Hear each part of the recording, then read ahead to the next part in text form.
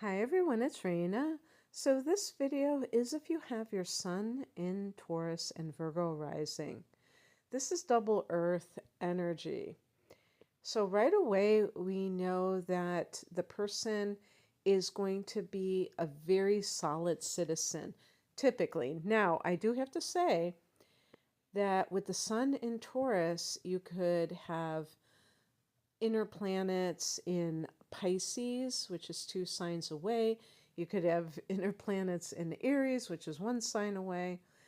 And Gemini is also 1 sign away in the opposite direction. And this can change things up quite a bit. The moon sign can be any sign, so that's kind of a wild card as well. But the other signs typically will be fairly close to the sun. But that's not always the case, especially like with Mars. Um, well, with Mars primarily. So this can indicate that a person may have this combination double Earth, but what if their moon is in Sagittarius? What if their Mars is in Aries? They're going to be very fiery. And that's going to kind of overshadow some of the more sedate qualities, that the grounded qualities of the double earth. But I like doing these readings because you really do get a handle on how the person presents themselves and what their core personality is really like. The core personality traits can be reduced to the inner planets, and including the ascendant, that would be the inner points. And but if you want to simplify it even more, you would look at the sun sign ultimately.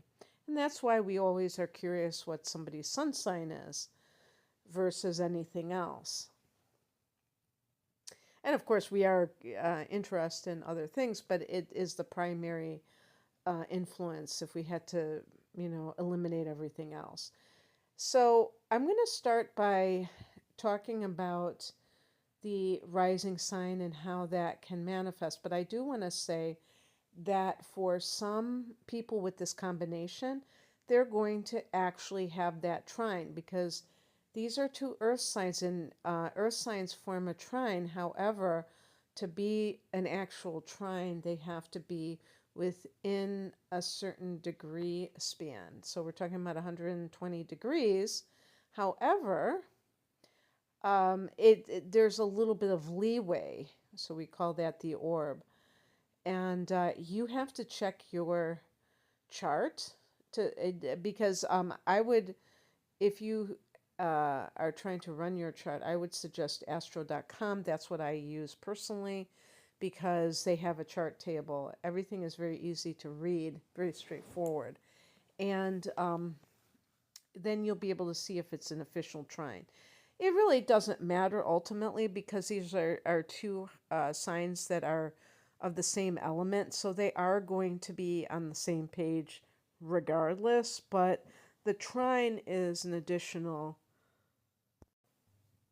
astro smooch, if you will, to make things sweeter and make things more harmonious. So the ascendant is going to be, the ascendant is the backbone of the chart. It's the cusp of the first house, and it can really give us an idea what the person looks like.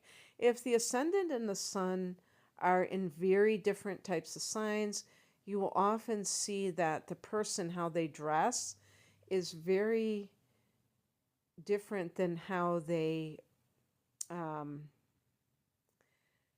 really are, and so I'll give myself as an example, because I have a lot of earth, and my ascendant is Taurus and my sun is Sagittarius, and they're actually close enough in degrees that they form an inconjunction, which is 150 degree-ish apart from one another, and very completely weird combination. Like there's nothing in common there. So I used to dress like Taurus, as my ascendant, very provocatively until I was around 30 when I was going through my first Saturn return and I was becoming more like my sun sign. And interestingly, my moon is in Virgo, and that can also affect the person's feelings about things in life. So do um, think about that as well, what your moon sign is, because that could also influence things. Because what I decided at a certain point, and it wasn't like one day, it just was. Oh, it kind of was one day though, because one day I remember I was wearing shorts and I felt almost like, I don't know, like I was overexposed. And I wear shorts, now all the time, but for some reason, whatever I was wearing that day, I felt it was overexposed. And I used to show a lot of skin, and that would be connected to Taurus, to be like trying to be sexy or trying to be um, beautiful, whatever that person means. And Virgo at the ascendant is all about modesty. So it's kind of like the opposite. When you have Virgo rising, a person may dress very nondescriptly, be it male or female. And they may not really be overly interested in fashion at all. To me, Virgo is like an Amish person, and I'm being kind of facetious. Obviously, I'm not being literal here, but what I mean by that is maybe I'm thinking of the virginal maiden archetype of Virgo, which is very kind of wholesome. And of course, there's a male version of this too. What I would say is kind of like what I see a lot is someone who is like very health conscious, because Virgo rules in astrology, Virgo rules the sixth house of health. And so, but it's like, to me, it's like alternative health, vegetarian, vegan, plant-based, um, raw vegan, very, no drugs, no meds, acupuncture, all of that good stuff, herbalism, that kind of thing. And there's like a fresh scrubbed quality. I always think of Virgo as minimalists. That just might be me. Virgo is connected to the Hermit and the Tarot.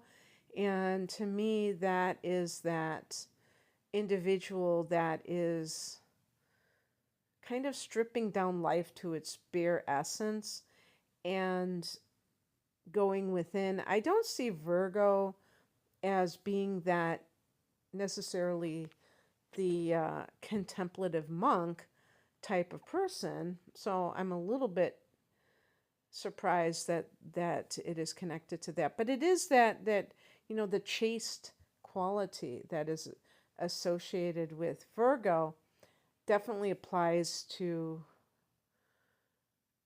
priests and nuns, the celibacy. And so the look can be like celibate. The look can be the woman, and I see this all the time. I'm not really that aware of actresses today, but that woman, I think Blake Lively is her name, and she's blonde. I think she might be a Virgo. Okay, I looked her up, and yes, she is a Virgo, August 25th, and she has this very fresh scrubbed look. I don't know, I've never seen her in anything, but I just know of her, and I'm trying to use a contemporary example. But, I was going to say, maybe I could talk about Lauren Bacall or something like that from a different era, from a way different era. And I think she's a Virgo too. And there's just this, both of those are blonde women, but of course you can have women of all hues of skin. But the one thing in common is that they're going to be very wholesome, probably not wearing makeup or minimal makeup. and very much into a holistic lifestyle. And it's a very appealing look, but it's not something that is necessarily, it doesn't jump out at you. And the reason I say this is when you have the sun in Taurus, Taurus is ruled by Venus, and so the person can be, and just on the level of, especially since women are socialized or conditioned to be trying to attract men, that they want to wear makeup maybe from a young age. They want to wear clothing that's very provocative. They want to do whatever they can to attract the opposite sex.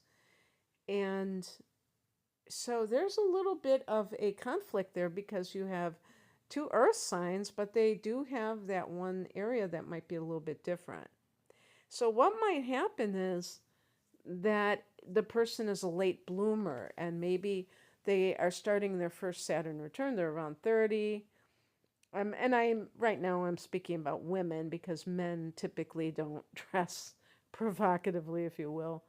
But it's like the woman who she gets older and then she starts to kind of let her hair down, if you will, and become much more at ease with being seen as sexy, because maybe there is a prudishness that emanates from that individual, if you want to know the truth. And I think I was thinking about this combination earlier today because I knew I was going to do this video, and I was thinking maybe when like a girl who is a sun in Taurus and Virgo rising is young, she gets a lot of male attention early on. And I've heard about this. Like me personally, I was a late bloomer, but there are some girls that develop very early and they become very self-conscious because they're constantly getting this inappropriate attention, and they're young and they have no idea like what to do with it. You know, they don't know, and maybe they're trying to hide. So it could even be the girl that wears baggy clothing or anything like that, something like that. And another area there could be challenges for some, definitely not all, but even like I think eating disorders. And the reason I say this is because Virgo is a perfectionistic sign. When it's on the ascendant, then the person can be perfectionistic about their appearance. And I have a video, if I remember, big if, I'll, put it below, which is connected to body dysmorphia, but which is not exactly what I'm talking about here. But all of those things that are kind of disorders related to how a person looks and how that can form. And I think that Virgo rising can be a person who is very like fixated on a certain maybe ideal, and if you don't meet that, then you might feel like a failure, or you might feel like you're not acceptable. And with Taurus sun, it may also relate to your ability to attract a partner. Like you might feel that it's super important to be as attractive as possible. And there's a reason why, not to feed your ego, because actually I find Virgo people refreshingly humble. And when I say Virgo people, even if Virgo is at your ascendant, you still will retain a lot of those characteristics, even if it's in a more surface way and not necessarily as deeply entrenched as you want it to go, because the sun is what we really are stepping into and aspiring to become. So the ascendant, because the ascendant can actually be the body, the first house is the house of the self, the body is part of that. The person may strive to have the perfect body. And, with the sun in Taurus, the beauty standard may be connected to the ability to attract a mate or to be loved. And certainly that can be very problematic if the person has a hard time attaining that ideal. You might actually be shy with this combination. Again, you're going to have to look at some of the inner planets like the moon and Mars for better understanding of this, because more boisterous placements will, moderate that. But I'm just talking about in general, you might be rather reserved and not, maybe more of an introverted type of person. Virgo is ruled by Mercury, so Mercury is your ruler, is the ruler of the chart. For a Taurus person, this can make you rather brainy. You might have been good in school growing up, and you were known for your academic success. Or, regardless of that, you just may love to read. You're a bookworm. And it may be second nature for you to communicate. When you have Mercury as your ruler, anything that's connected to communication is right up your alley. So be it, nowadays we could say social media, but the 6th house that Virgo rules is about health matters, work matters. So even though Mercury rules that house, it can be something completely different. But you may just have the gift of gab that you're, especially if you're someone who is very, maybe you have Mercury in Gemini, and this makes you more verbose. This you're more talkative, you're more clever. Taurus can be a rather slow sign because it's an earth sign. So there's a plodding type of element to Taurus. It's funny because I think I got that adjective from a book, an astrology book that I read many years ago. And it probably really stuck with me because there is that slowness, and Mercury is very quick. So you probably have more of a spring in your step because you're ruled by Mercury. And another thing about Virgo is it can be very high strung.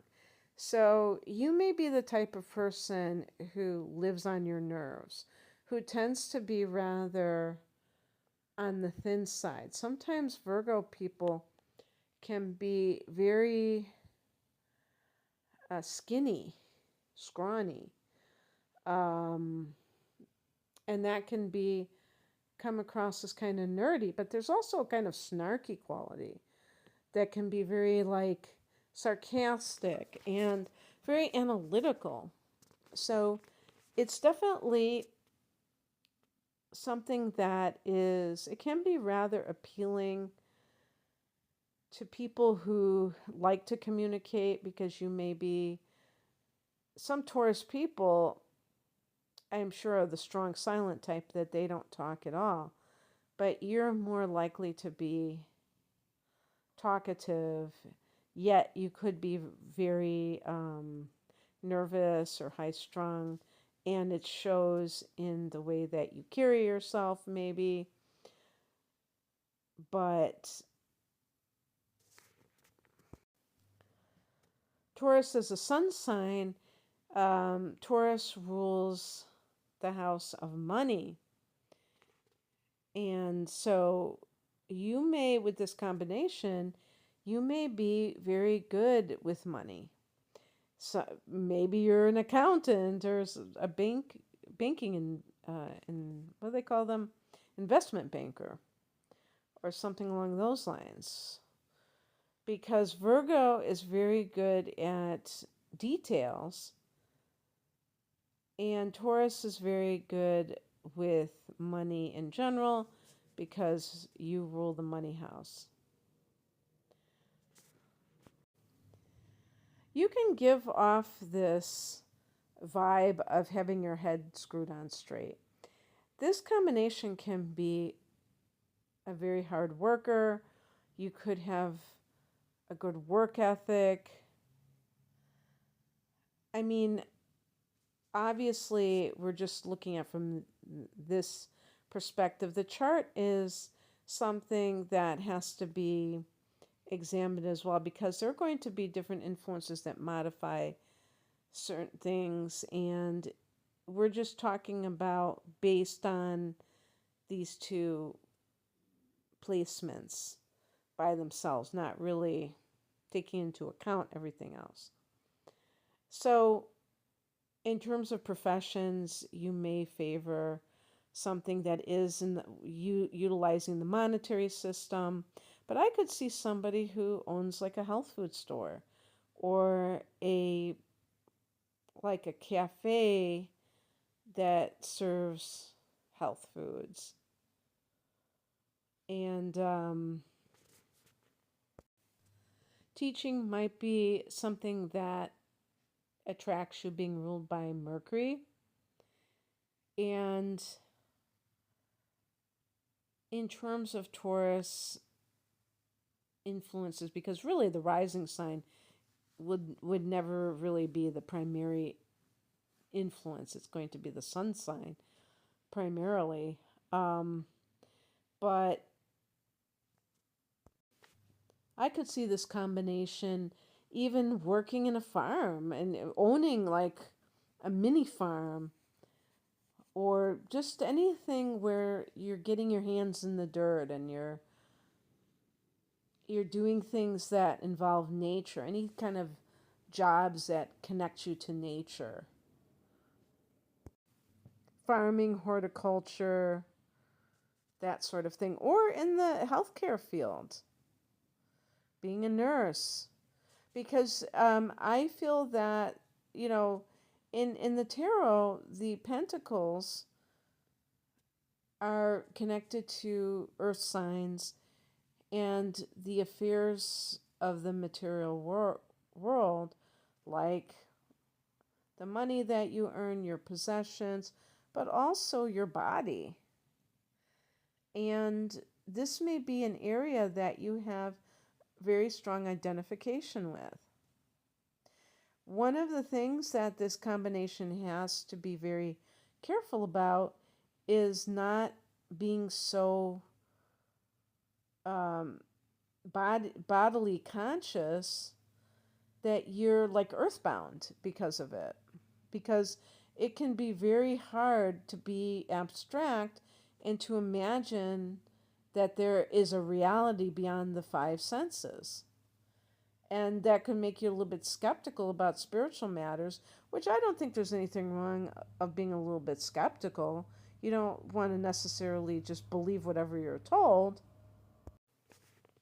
But sometimes there are instances where you have to suspend disbelief and have faith, because you're trying to create something, and you're bringing it forth from these invisible realms into the material.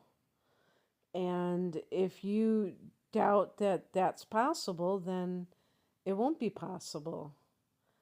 So that might be one of the themes that kind of holds you back sometimes, is an overemphasis on material matters versus spiritual matters.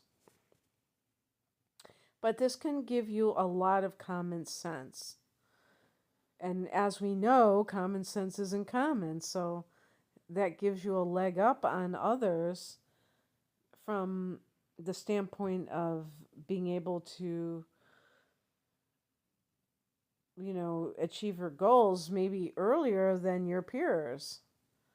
And Taurus is a fixed earth sign, so there's a lot of ability to kind of keep going, being, having that endurance to stick to something until you achieve your goal.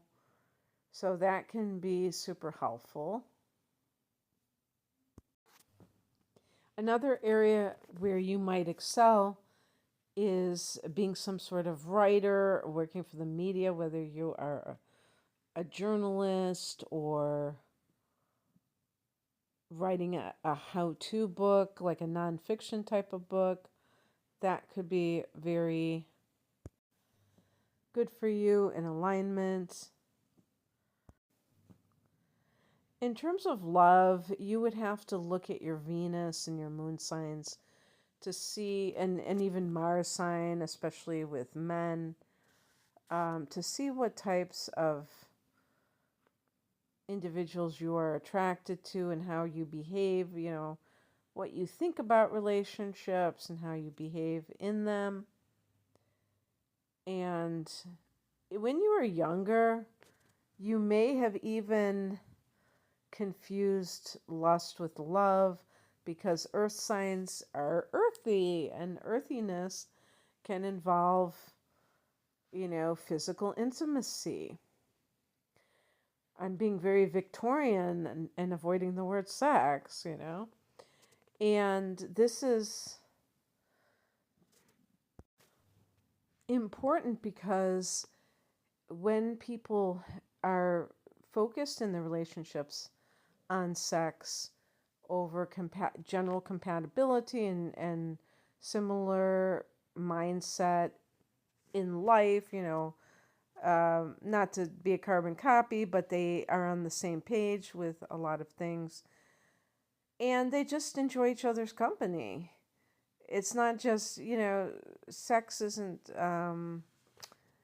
going to be the end-all be-all in that relationship, and therefore they can spend time together and really enjoy themselves regardless. So this may be something that you realize that you had a tendency to kind of focus too much, maybe with Sun and Taurus, on whether you found somebody really hot. And also being attractive for another person, and just being so caught up on the surface, and really caring about their personality and their values and things like that, and being more, as you get older, that might be something that you kind of learn to value in relationships. I do feel that with the Taurus being the sun, which is going to be more of the core personality, that you may be a romantic person. Look at your Venus. If your Venus is in Aquarius, not so much. But if your Venus is in Cancer or Libra or I don't think it could be in Libra, but could definitely be in Cancer or in Pisces, it might be more romantic. Or your moon sign, that can be anything. And there are certain signs that favor romance, but that doesn't mean if you don't have that you're never going to have the right person. It just means that you have to be very clear on what it is that you're looking for, and resist the temptation of the low-hanging fruit that can be very tempting but not very filling. I definitely think a double earth individual like this would crave more of a traditional type of lifestyle, and be more prone to get married versus living with the other person, and maybe even starting a family, because you might be very adept at maintaining a household, anything that has to do with the material energy. You are adept at that. And you can create your own little haven from the world that you could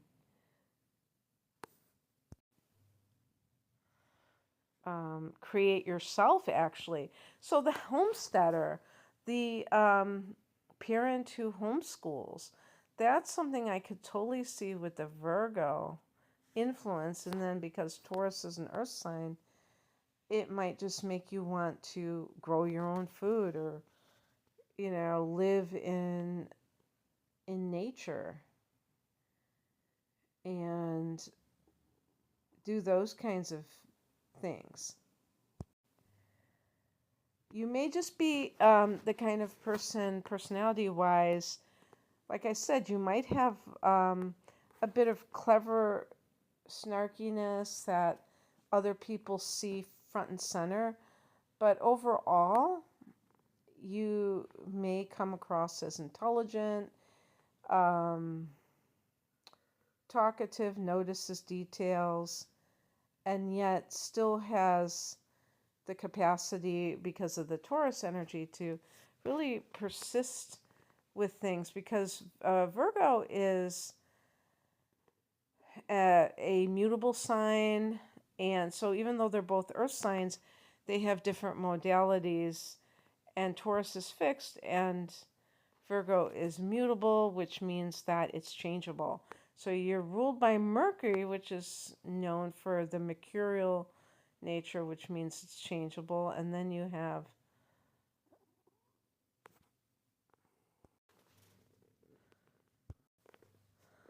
mutability going on. So there's more flexibility in that, but then on the other hand, there can be a bit of maybe twisting in the wind. And another thing that happens with Virgo is there can be indecisiveness. And that can be because you're doubting your own ability to judge situations.